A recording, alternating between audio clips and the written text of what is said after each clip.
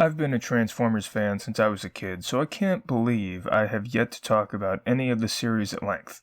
I would love to talk about other Transformers shows in the future, so I think I'm going to turn this into its own series. It'll be out of order and there will be no set amount of time between videos, but if people like to hear me talk about one Transformers show, I'm sure they won't mind hearing me talk about more in the future. Cue intro.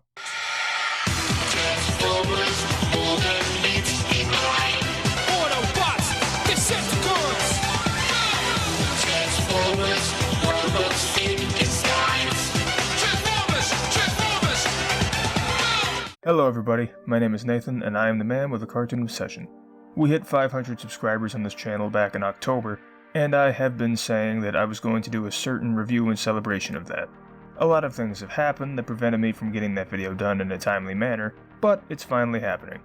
I'm very appreciative of everyone who has subscribed, and I also appreciate your patience.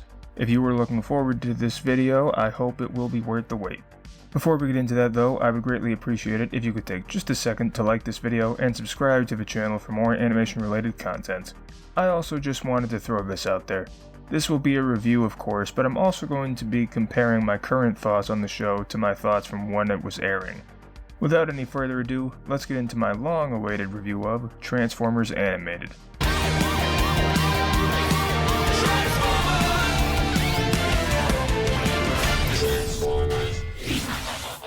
Transformers Animated ran on Cartoon Network from December 26, 2007 to May 23, 2009. It was also the only Transformers series the Cartoon Network studios worked on directly. The series consists of 42 episodes over the course of 3 seasons. There was going to be a 4th, but the show was cancelled due to disagreements between Cartoon Network and Hasbro, which led to Hasbro dropping this show to focus more on Transformers Prime for the hub.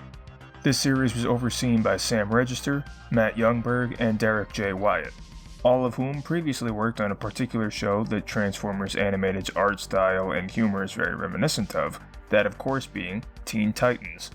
I'll talk more about the art style a little later, but I figured it was worth mentioning. Something that I probably don't need to mention is the fact that this series spawned a comic book, a video game, and of course, toys! I don't know how well any of this merchandise did, but I do know Transformers stuff usually sells well.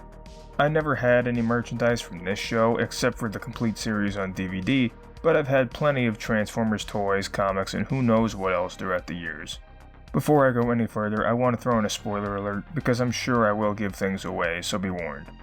Naturally, this show follows the battles between the Autobots led by Optimus Prime and the Decepticons led by Megatron. However, the setup for this show is different from prior shows.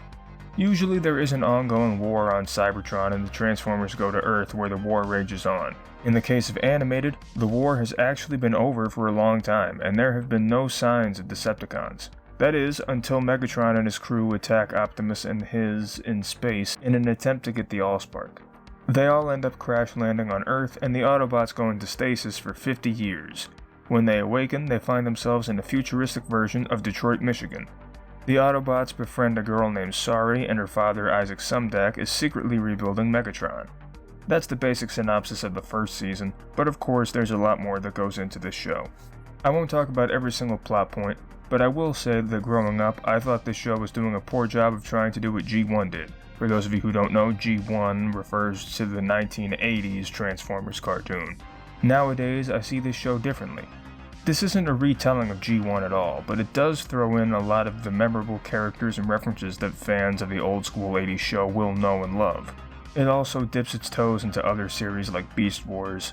Of course, it also holds its own as a standalone series.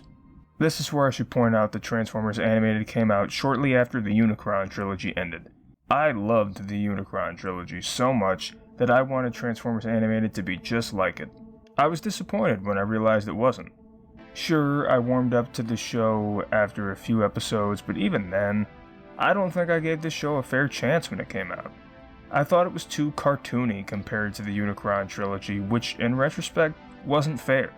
This show has some ideas that have never been seen before in Transformers cartoons, probably the biggest of which being the Autobots turning into humans. The visual is pretty jarring at first, but it's a great concept, and one I'm honestly surprised hadn't been done prior to this.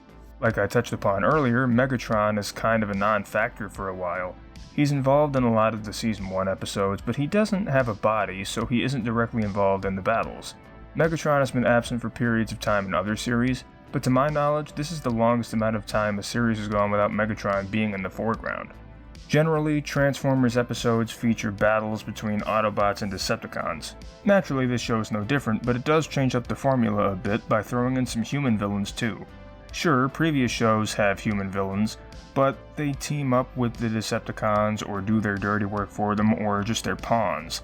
In this show, the Autobots actually fight off human villains, which is something that hasn't really happened up to this point in the franchise. Another thing that's unique about this show is that not only do Transformers come from Cybertron, but some of them are just machines on Earth that are infused with fragments of the Allspark and become sentient. I may have been biased against this show for years, but I've always praised it for its story. Unfortunately, some parts of the story were dropped without a resolution, and some characters just did one or two things and disappeared. If the show didn't get cancelled and actually got a 4th season, I'm sure those things would have been addressed. In fact, there is a list of ideas that were allegedly planned for Season 4. I don't know how many of them are true, but it's still interesting to look at.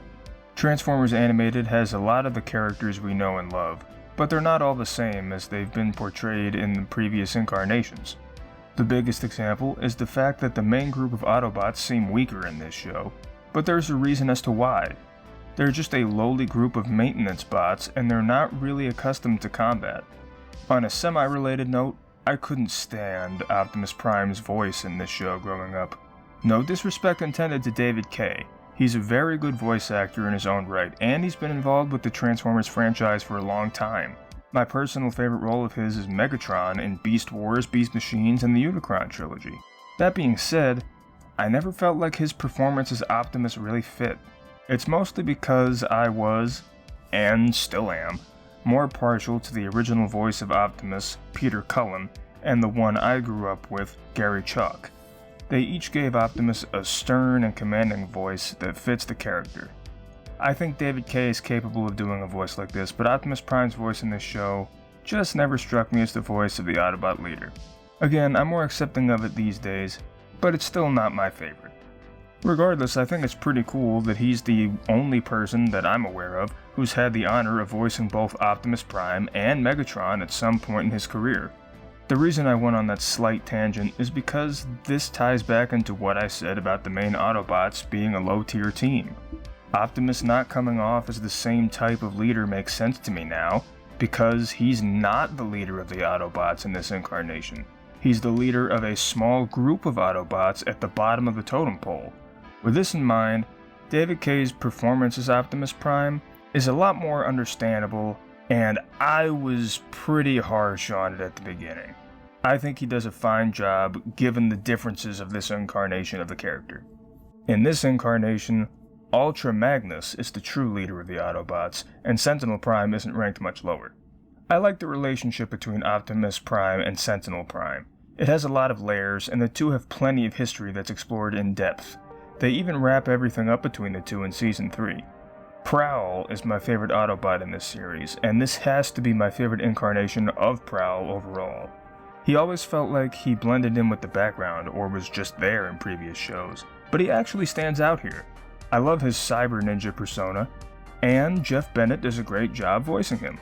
There are plenty of other enjoyable characters like the large yet friendly Bulkhead, the rugged old-timer Ratchet, the chill and laid-back Jazz, the mischievous Sorry, the primitive Grimlock, etc.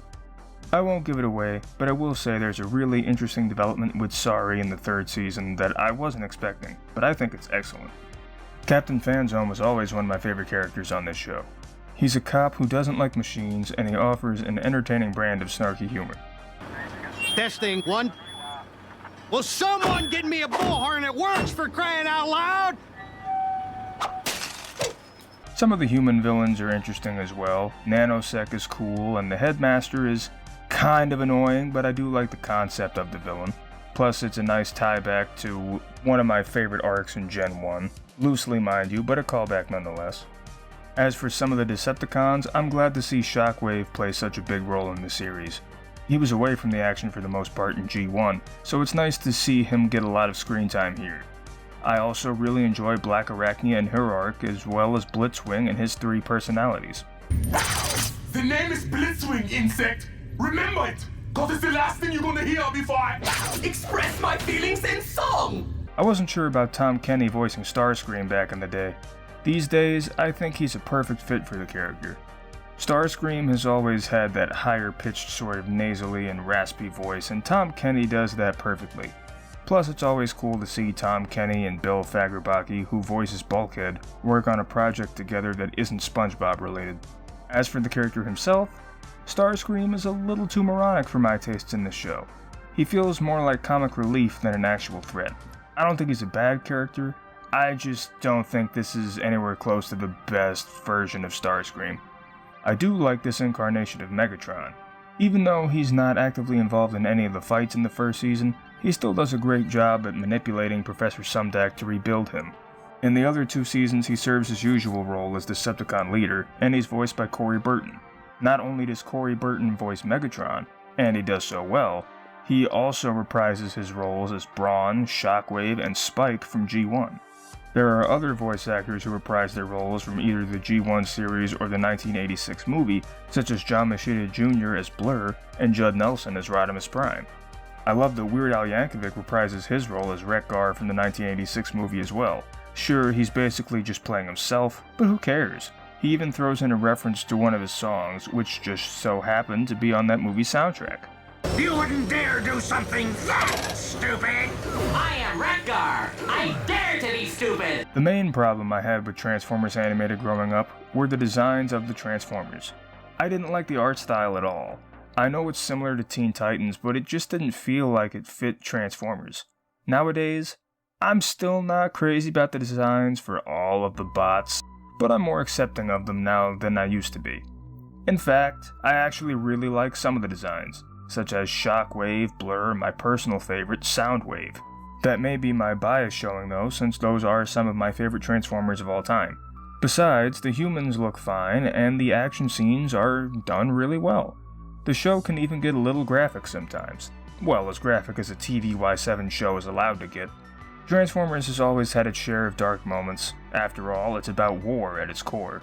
However, since the tone of this show feels a little lighter than others upon first glance, it still surprises me how dark it can get and how often it goes to dark places. All in all, I really think I was wrong about Transformers Animated when I was younger. I wanted it to be something that it wasn't, so bad. I unfairly compared it to its predecessors instead of seeing it for what it had to offer on its own merit. The character development is fantastic, the action is compelling, and it has one of the best stories of any Transformers cartoon. I really wish it didn't get cancelled so we could have gotten more of it. I might not like all of the design choices, but that shouldn't detract from my opinion on everything else, and I've let those biases hinder my thoughts on this show for far too long. Whenever I see people discuss what the best Transformers series is, I usually see one of 3 mentioned: Beast Wars, Prime, and Animated. I'm sure I'll talk about those other 2 in the future, but I'm inclined to agree that Animated is one of the best Transformers shows, and I can now confidently say that it's one of my personal favorites. Overall, I give Transformers Animated a 9 out of 10. I'm glad that I finally got to revisit this show, and even more glad that I finally came around on it. Again, I wish we could have gotten that 4th season in hindsight, but I guess you don't know what you've got until it's gone. Anyway, if you haven't watched Transformers Animated yet, whether you're a Transformers fan or not, I highly recommend it. There's a lot more to this show than meets the eye. Will you get in already? What's the magic word? Now! It's gonna be a long day. Thank you guys so much for watching the video. If you have any other cartoons, anime, or other animated works that you want me to talk about in the future, please let me know. After all, it's not my channel, it's our channel. Don't forget to like, comment, subscribe, and feel free to check out my social media pages, audition for an outro, and join the official Cartoon Recession Discord, the links for all of which are in the description below. Thanks again for watching, and I'll see you all next time. This is Optimus Prime. Thank you for watching Cartoon Obsession.